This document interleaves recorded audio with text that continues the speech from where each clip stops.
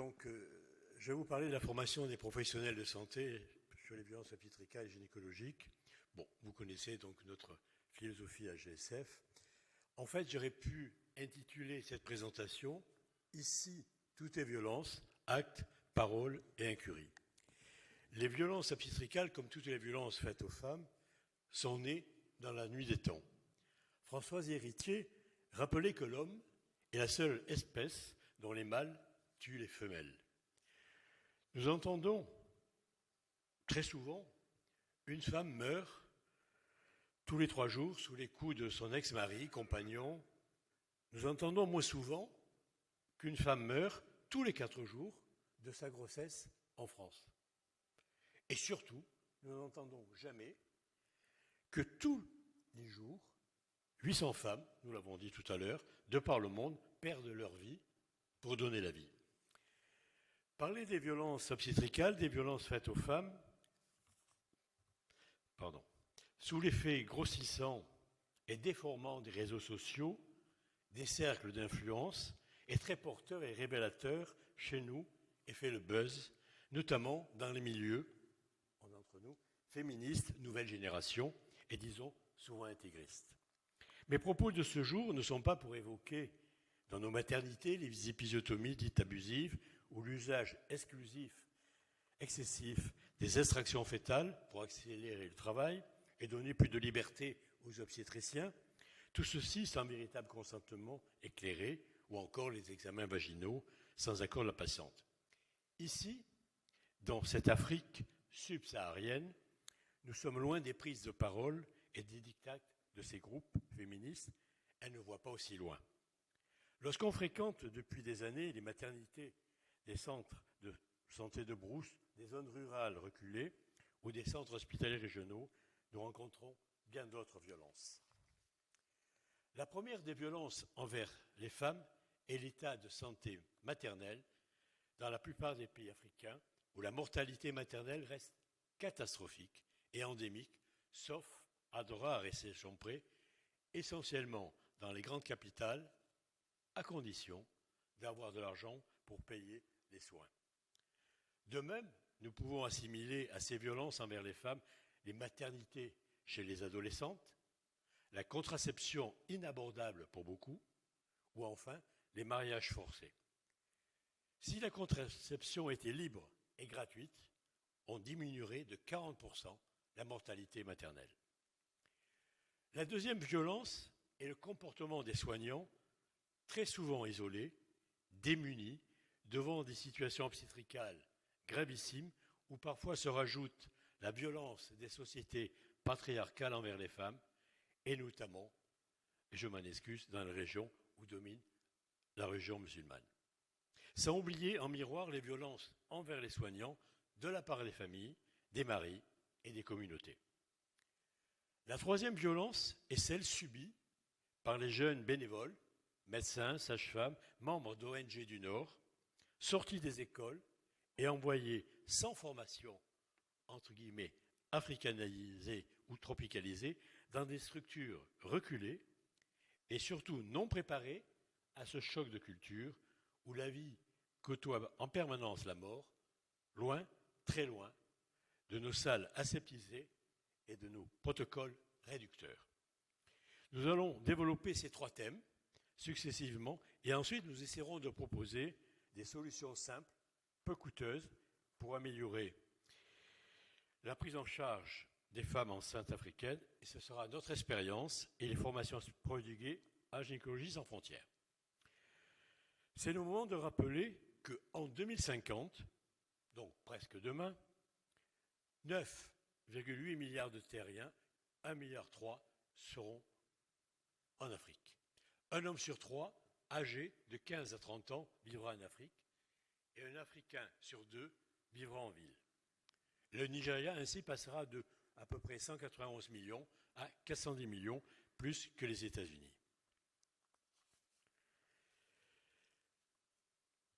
En 2010, 40% de l'humanité sera africaine, avec 4,5 milliards d'habitants. Je souhaiterais vous parler tout d'abord d'un très beau livre, personnel, plein d'humanité et d'empathie universelle, Rivage de fuite, écrit il y a 20 ans par le docteur Roger Géraud. Gynécologue obstétricien, aixois, je fus aussi le président fondateur de Gynécologie sans frontières en 1995. 20 ans se sont écoulés, une éternité pour nous en Europe, mais pour l'Afrique, c'est bien peu. Comme si le temps s'était arrêté à Bamako, à Antananarivo, à Cancan, à Panzi ou à Sikasso. Le docteur Denis Mukwege, notre ami à Gynécologie sans frontières, dans son dernier ouvrage remarquable, La force des femmes, rappelle que les femmes congolaises accouchent ou meurent en 2020 comme leur mère et leur grand-mère il y a 20 et 40 ans. Cette affirmation pleine de lucidité et de vérité caractérise aussi malheureusement les naissances dans de très nombreux autres pays africains, même si nous notons des progrès selon les régions du monde. La première des violences est l'état de la santé maternelle dans la plupart des pays africains où la mortalité maternelle reste catastrophique et endémique. La mortalité maternelle en Afrique reste un véritable fléau, nous l'avons dit tout à l'heure, selon les sources officielles ou officieuses et selon les pays. Qu'il s'agisse de naissances en brousse, en zone rurale, loin des centres de santé ou dans les villes, hors des structures sanitaires, car les femmes sont trop pauvres, le résultat est le même. En moyenne, une femme sur 200 meurt à l'occasion de sa grossesse et les taux sont de 500 décès pour 100 000 naissances. Le risque de décès maternel durant la vie d'une femme, par exemple au Cameroun, est d'1 sur 40, comme dans bien d'autres pays voisins. Mais ces chiffres sont trop souvent sous-estimés, car toutes celles qui meurent à leur domicile ne sont pas comptées. Ils n'ont pas vraiment évolué ou très peu. Seuls environ 60% des naissances se font avec un personnel soignant, qualifié, pas toujours synonyme de la qualité de sa pratique, de son expérience, vu son isolement. Denis Mukwege parle d'abandon et de violences faites aux femmes.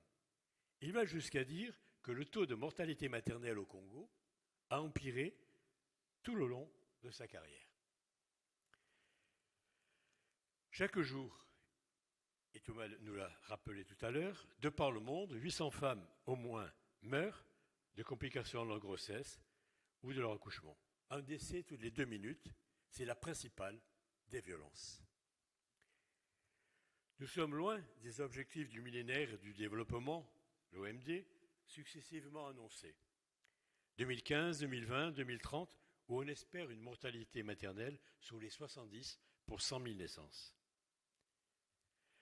La santé reste, pour la plupart de ces femmes africaines, malheureusement, un privilège et non un droit.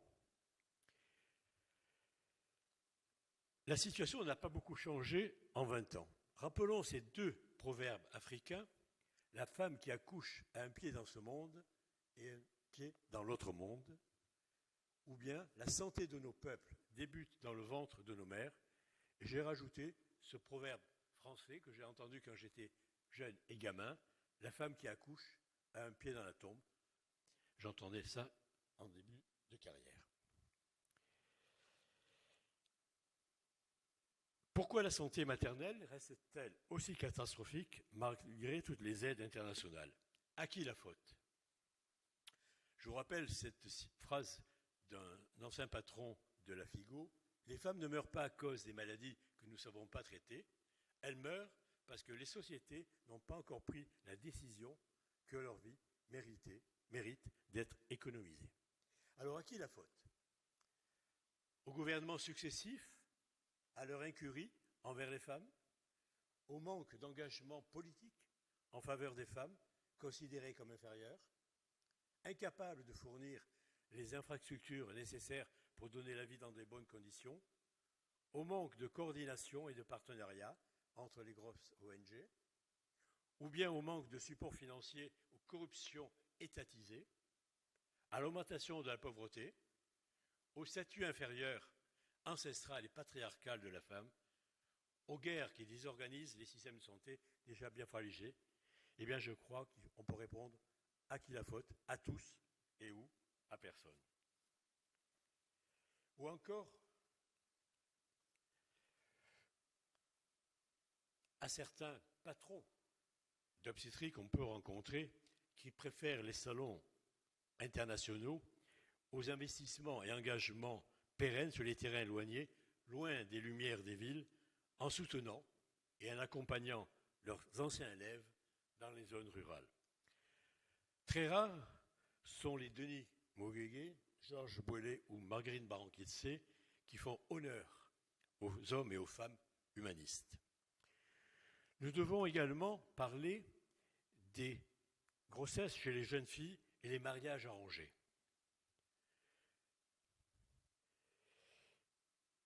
Mariage arrangé et forcé à l'origine de bien des complications si elles échappent à la mort maternelle, les maladies handicapantes, invalidantes à vie, telles que les fistules obstétricales les guettent.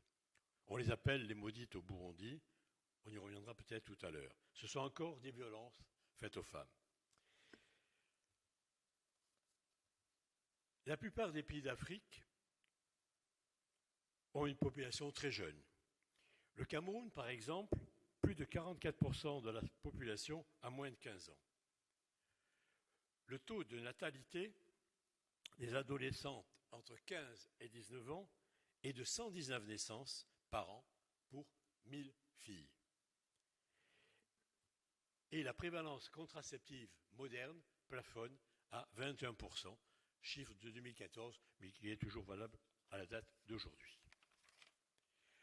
Je ne peux terminer ce premier chapitre sans évoquer deux autres formes de violence. Celle de très nombreux médecins, sages-femmes, infirmiers, soignants, études terminées et diplômés, qui sont sans travail, rémunérés, fixes, par manque de création de postes publics financés. Il s'agit d'une maltraitance envers ceux qui se sont engagés dans des études longues et coûteuses aux familles endettées pour la santé de leur peuple. Ou encore celle de ces très nombreux médecins venus du Sud terminer leurs études médicales en France ou en Europe et qui ne sont jamais repartis. Ils sont très nombreux dans nos hôpitaux qui, sans eux, fermeraient dès demain. Nous en connaissons tous et c'est nous qui sommes maltraitants envers ces populations. La deuxième violence que je vais évoquer aujourd'hui est le comportement des soignants, matrones, sages-femmes, infirmières accoucheuses, médecins, très souvent isolés, perdus devant des situations obstétricales gravissimes où parfois se rajoutent les violences des sociétés patriarcales envers les femmes. Au sujet des grossesses, voici ce que Roger Géraud écrivait. La naissance en Afrique évoque l'ordalie, c'est-à-dire le jugement de Dieu. Certes, les femmes sont là, elles doivent être ménopausées, celles qui accompagnent. Certes, les vieillards sont là, ainsi que l'amie pratiquante chargée des prières, mais on se fie à la volonté de Dieu.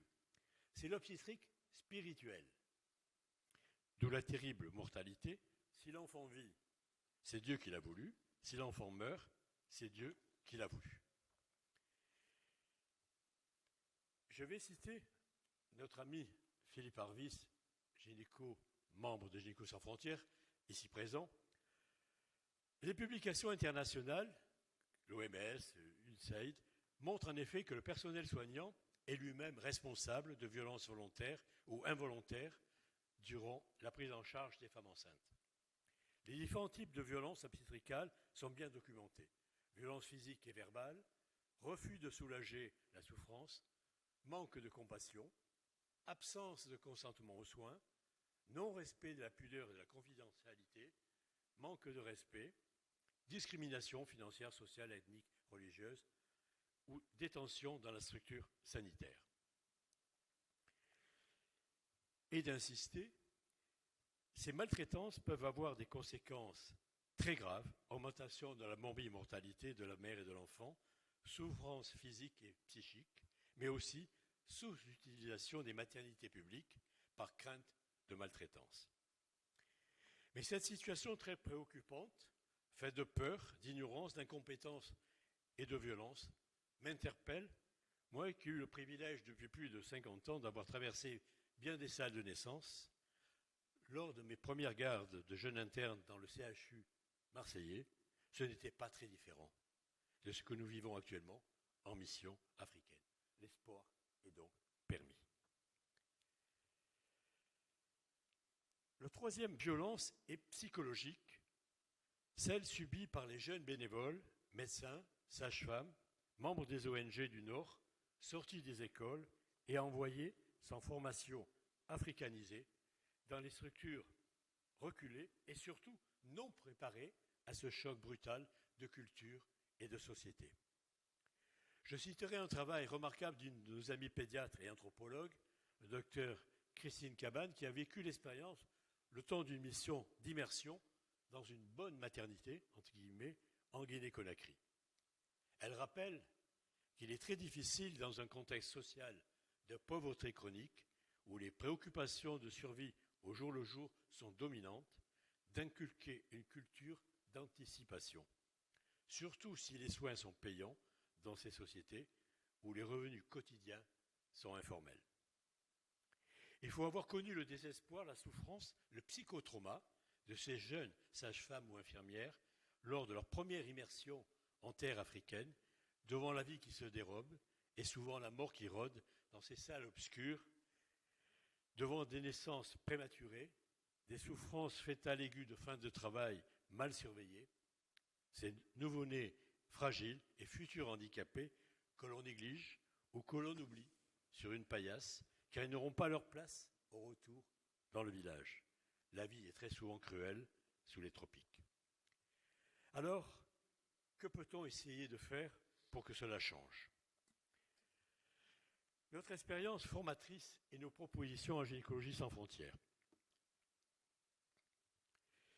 Tout d'abord, les formations en gynéco-obstétrique humanitaire, l'FGOH, depuis plus d'une dizaine d'années, 2 fois par an, on organise, là vous avez sur l'écran les villes passées et à venir, où nous avons tenu ces formations.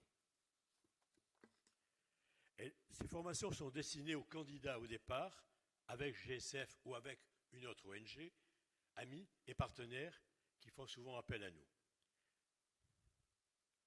Quelques images des promotions antérieures. Voilà. En 10 années, plus de 600 bénévoles ont été ainsi formés et mieux préparés, sans oublier bien sûr les journées humanitaires que nous organisons. Depuis de nombreuses années, nous participons à l'invitation d'ONG ou associations locales à des missions de formation à l'amélioration de la santé maternelle à travers des enseignements type SONU, les soins obstétricaux néonataux d'urgence, essentiellement pratiques et adaptés aux conditions locales. Il en a été ainsi ces dernières années au Burundi, au Cameroun, en République centrafricaine.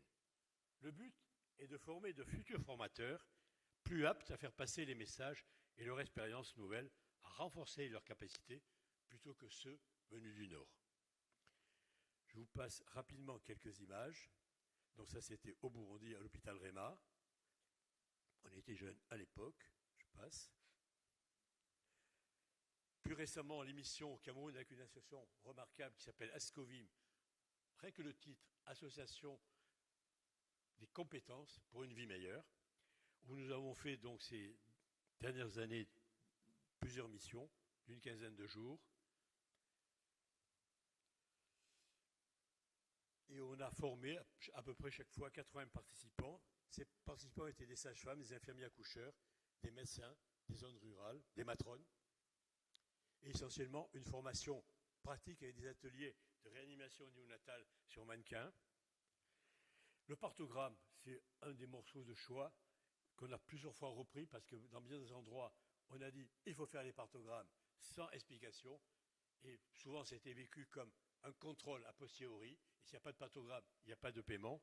Donc, vraiment, il y a eu beaucoup de mal, mais on est arrivé à faire passer les messages. Partogramme encore et encore. Les sutures de nouveau. Et puis, on leur a expliqué l'accouchement du siège, l'apprentissage de la ventouse. Voilà, donc les participants de l'année dernière, de cette année, essentiellement compagnonnage que l'on fait.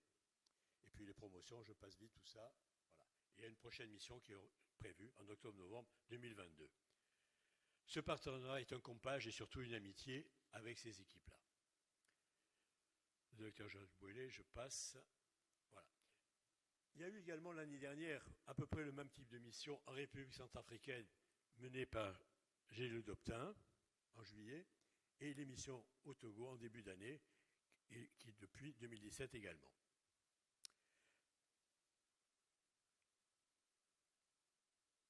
Donc je vais vous parler un petit peu de ces missions au Togo sur les violences obstétricales menées par Philippe Arvis et Jean Vialard pour Gynéco sans frontières.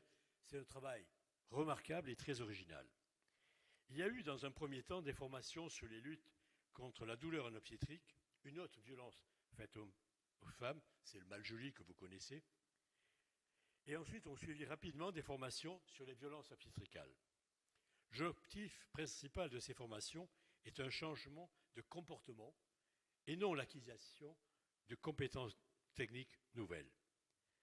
Cette formation a nécessité des outils pédagogiques adaptés. La technique du théâtre forum a été retenue car elle a fait ses preuves dans la gestion des situations stressantes et conflictuelles. Les objectifs secondaires sont la formation de formateurs locaux susceptibles d'assurer une formation continue, le dépistage systématique des violences faites aux femmes en consultation prénatale et l'initiation des soignants à la gestion des conflits avec les usagers, auxquels ils sont fréquemment confrontés. Les formateurs sont des acteurs professionnels de la compagnie théâtrale, du théâtral Niagbé, fondé à Lomé en 2013 par M. Olivier Dubois et qui applique déjà le théâtre forum en milieu scolaire depuis 2015. Le principe du théâtre forum est d'interpréter des petites scénettes représentant les principales violences observées. Chaque scénette est interprétée une fois, puis rejouée jusqu'à trouver une issue favorable consensuelle.